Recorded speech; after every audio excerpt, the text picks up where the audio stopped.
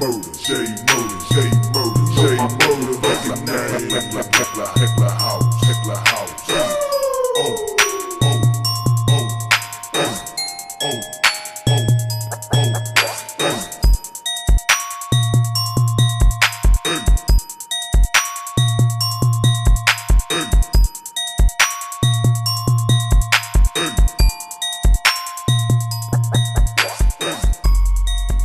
What's up, YouTube? It's your boy Thomas back again with another rendition of Truth Be Told.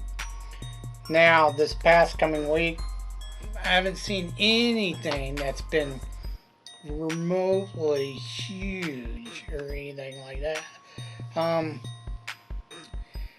I did see where Don Lemon's assistant or whatever came out and testified against him. So he's going back in jail after he just got on bail. So that whole thing with him being innocent is BS, obviously. That's the only thing. I saw AOC committing a crime again. She's literally telling, she's videotaping herself committing crimes. And they do nothing. She's like telling illegals how to avoid the police and shit. Just ridiculous. What was the other thing?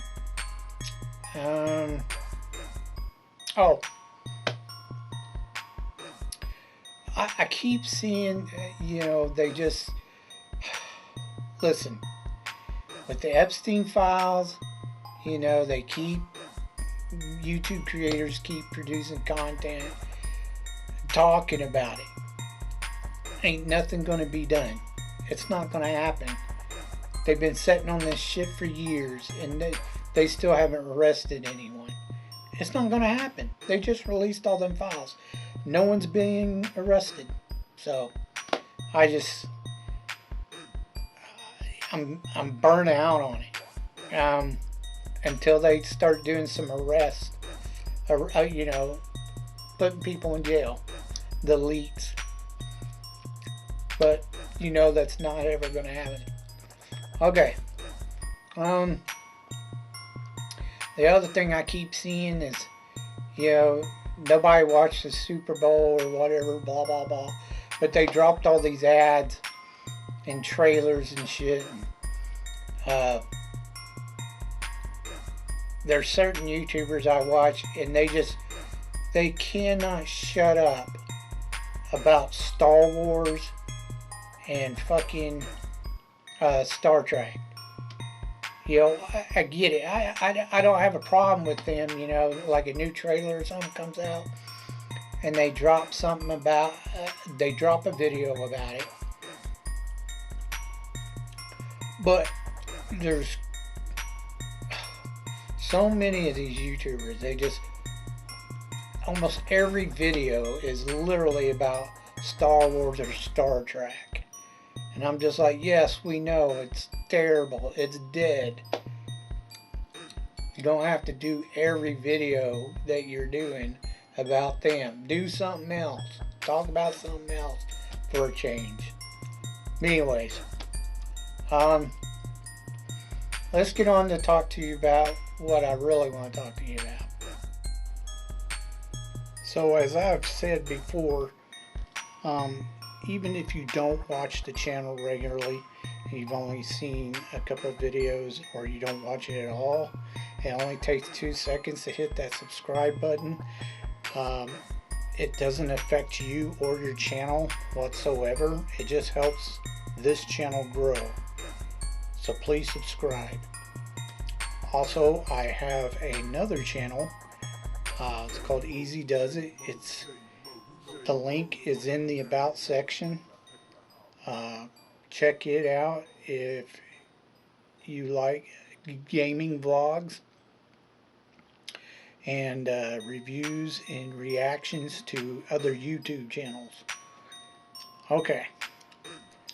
Again, subscribe. So, not long ago, I just watched a show called Starman. Maybe you remember the movie. It was in the 80s. It's a John Carpenter movie. It's a pretty good movie.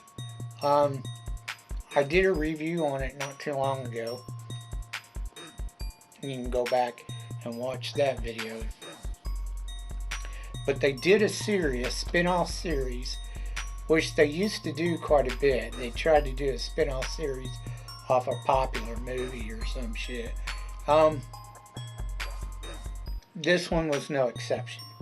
Now, it starred Robert Mays. I don't know what happened to that guy. He was pretty popular for a while. Even the kid he was with, I can't think of the kid's name. But both them actors were pretty popular for a while. Anyways, his kid, he's having problems. Now, his mother took off, left him alone, and put him in foster care because she thought the government was keeping an eye on her and watching her, and she didn't want them to have anything to do with her kid. So she got rid of her kid for that purpose. It wasn't like malicious or anything like that. She just thought it'd be better off that way to keep him safe, which I completely understand. You know, the government's monitoring you. They know about the alien or whatever. But anyways,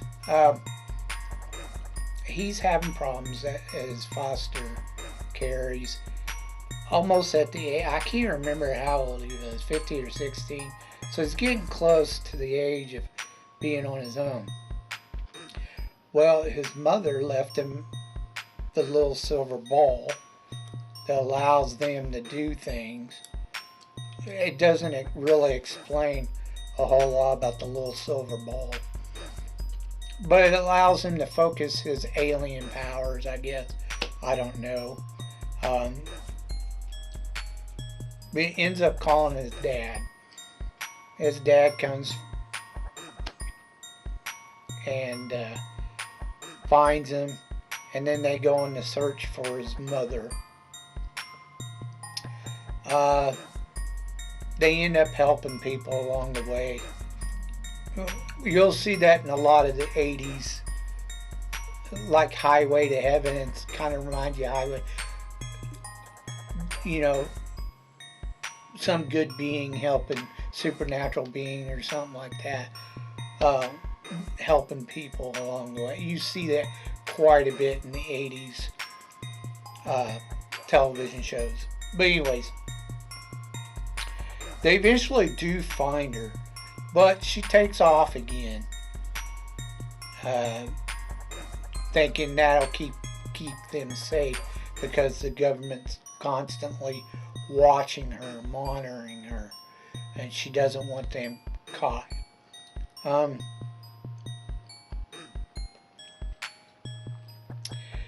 They go off on their own again, decide to try to find her again, because they have no clue where she went this time. She just up and dropped everything and took off. No one knows, not even her family knows where she went. She just up and disappeared this time, off the grid. So now they're in the last episode. They're going to go hunt for her again. They only did one season of this show, which is a shame because I actually liked the show. I thought it was pretty decent. It wasn't a bad show. It wasn't like the greatest, but it was pretty decent. I give it 2 thumbs up. One of the better shows. It's sad that, like I said, it's just sad that they only did one season. They could have done more.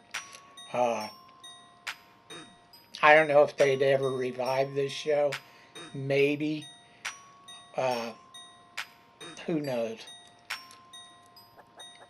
With the way the writers are in Hollywood right now, I'm not sure I'd want them to touch classics. So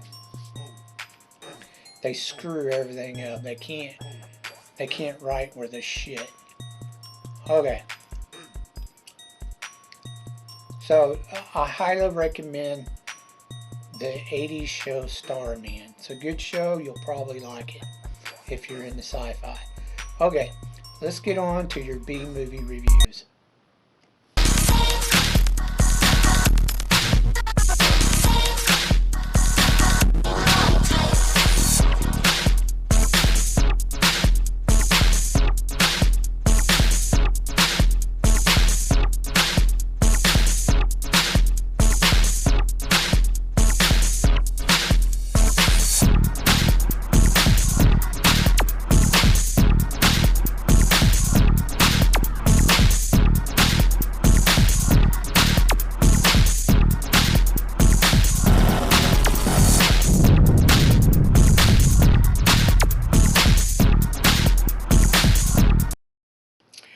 Okay, movie holics, moving on to your B movie reviews. This week is Sci-Fi Week.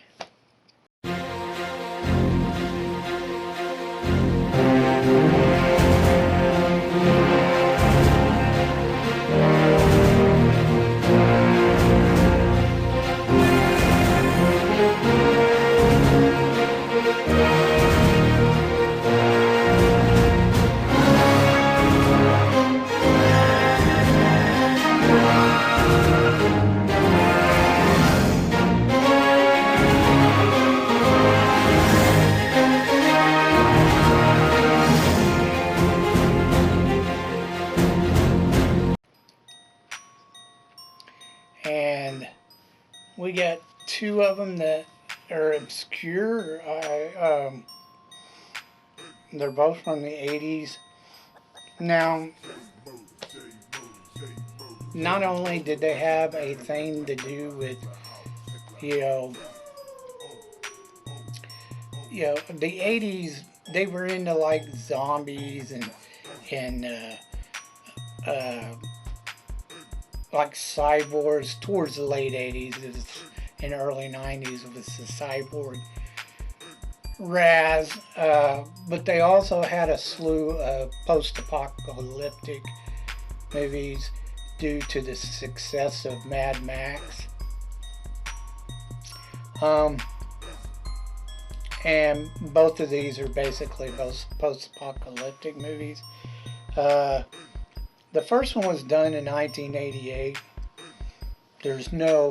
These went like straight to video. There's no box office number. It's called Future Hunters, and it stars Robert Patrick and Linda Carroll. Anyways, I was surprised to see this. It took a long time. I don't think Robert Patrick became really big and popular until he did the Terminator. But basically this movie is this guy, he travels back in time from the future, a post-apocalyptic world, and he travels back in time to the year 1986 where Robert is. He runs into Robert and his girlfriend, who's some type of archaeologist. And he gives him the head of a spear, which is what caused him to travel through time. And tells them they need to get it to so-and-so, some type of professor, to prevent an apocalyptic event which destroyed his future. He dies. When they go to find this professor, they run across this guy who's also a professor, but he's the villain. He's the bad guy. He's actually like a hidden Nazi guy. He's part of a Nazi group. Anyways, they start chasing him, trying to get the spear. And that's for the most part of the movie. But at some point in time, like in the latter half of the movie, next thing you know, he's still after him, but it's just him and then all of a sudden you introduce all these jungle people in the fucking movie, like Southeast Asian people. There's a ton of them, and they're all fighting each other for this thing. They even have a group of Amazon women from Southeast Asia fighting. It's ridiculous. I was like, what the fuck is going on? But anyway, they call it the Spear of Istul or some shit like that, but it's actually the Spear of Destiny. That's what it is. But they have the head of the spear, and they had to go to the southeastern country. I don't know exactly where it was, Malaysia or the Philippines or something. The staff part of the spear is there, and they got to put it together to save the world. It's supposed to magically save the world. I'm just like, okay, whatever. Anyways, after fighting the Nazis and then fighting all the Southeast, they even have like this group of gang of Southeast Asian people, little people, midgets or dwarves or whatever. They're like, they befriend them though and try to help them out. The Amazons try to kill them, but then they let them through over a deal. They had the woman, blonde archaeologist, don't know how to fight, blah blah blah. Next thing you know, she knows how to fight, and she has to fight one of the Amazons to let them go. I was like, whatever, the bitch can't even fight. Now all of a sudden she can. Oh, she don't know how to shoot a gun. First time shooting a gun, and she's going around, running around, killing Asian people with this gun and Nazis with this gun. Like she just picks it up and now she knows how to kill people with a gun. I'm like, get the fuck out of here. It was kind of ridiculous, but whatever. They get the staff. They fight off all these guys, and at the very end, the woman, she holds the staff up like on this cliffside rock or something. Like, I thought lightning was going to strike it at first, but no, she just holds up the staff, and everybody starts cheering, "Yay! You saved the world!" And that's the end of the movie. I'm like, what the I mean, the movie's watchable, but it's so cheesy. It's I mean, you can watch it, but some of the acting in it, I'm just like, what the fuck, man? It's not a great movie. I'm just, I can't recommend this. I give it 2 thumbs down. It's watchable, but it's bad. It's a terrible movie. Check it out if you want, but I'm telling you, it's not a good movie. Okay, now the next one I watched, again, this went straight to video. There's no box office numbers. It was done in 1983, and it's called 2019 After the Fall of New York, starring Michael Sotkin and Valentine Monnier. Now, this is an Italian-made film. It's an apocalyptic knockoff. But here's the thing. I've found a lot of these B-rated movies that are knockoffs from Italy, the Italian films. Some of them are actually fairly decent. They're not like super terrible. They're not great, but they're not like super terrible either. This is one of them. Basically, your story is, which it's been done before, obviously, but there's a fertile woman that some like post-apocalyptic American group wants to go get and retrieve so they can continue the human race, because apparently for the past 20 years, whatever it is, 100 years, 120 years or some shit. I can't remember how long it's been. They say after the bombs fell or whatever, blah blah blah. It was a nuclear disaster. But anyways, there's finally a fertile woman that they're hearing rumors about, and they got to go get her so they continue the human race. But just like in John Carpenter's Escape from New York, they're constantly stabbing this dude in the back that they want him to go into New York and get her out and bring her to him. So they send two guys with him. One's not really a fighter. He's more of a professor and can help him lead up to where the woman's at. The other is a fighter. He's kind of like his backup. He's an assassin for him or some shit. So anyways, they go to retrieve her. There's the radiated group, and then there's another group. God, I can't remember what they called them. The Verlon or some shit. I can't remember what they called the other group. But they control New York City. They got tech and power. And they got muscle that runs around on horses throughout the city. There's no cars or vehicles hardly anymore. You see a couple of them in the movie, but they're old. They haven't been being used. It's an old classic that's been kept safe for a long time. But there's really no vehicles or anything like that going on, so they're using horses. Anyways, they all hear the rumors, and they're all after the girl too. They think it's this one girl that he runs across, and she's with the irradiated people. They got sores and crap all over their faces and arms, but she don't. She's the only one. She's perfect. That's who Valentine Montier. She's the only one. And of course he's got to have her. The main hero. Anyways, they run across.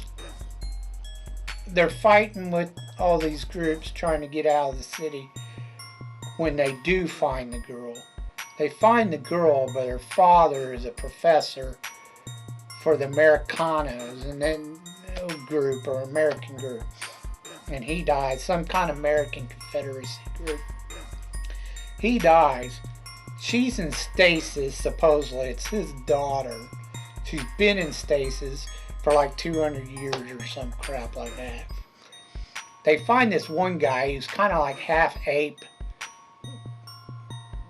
half human. He rapes her because he wants his seed to continue.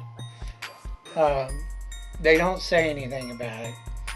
Anyways, he finds out the guy that's with him, the assassin dude, he's actually a cyborg. After they find the girl, he's supposed to kill him, but the girl helps him, and they end up killing this cyborg. But in the process, she ends up dying too. So he's by himself again. The professor dies with the Veron or whatever the fuck they're called, with that group. They kill him. So he's alone. He makes it back with the girl to the American Confederacy or whatever they're called. And he ends up taking the old man, the general or whatever that was trying to get rid of him.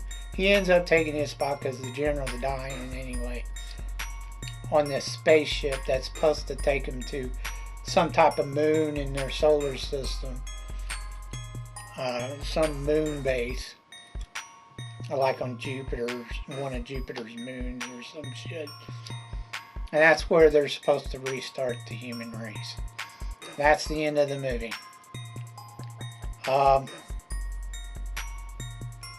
It wasn't horrible, but it wasn't that great either. The acting was just, it was decent, but at the same time, you're just like, okay, it's barely passable. It's okay. If you're into like the post-apocalyptic sci-fi, I give it at least a one-time watch. I give it a thumbs up, thumbs down. It wasn't horrible, but it wasn't great. But it was decent enough to watch at least once. Check it out if you want. Okay, that's all I have for you this week. Please, if you have any thoughts about what I talked about earlier in the video, please leave your thoughts down in the comment section down below. If you have any suggestions, B-rated, underrated movies you think I never even heard of, it's just most people's never heard of, please leave your suggestions down below in the comment section, and I'll get to reviewing them as soon as I can. So until next time, I told you be told the truth, and you just been told.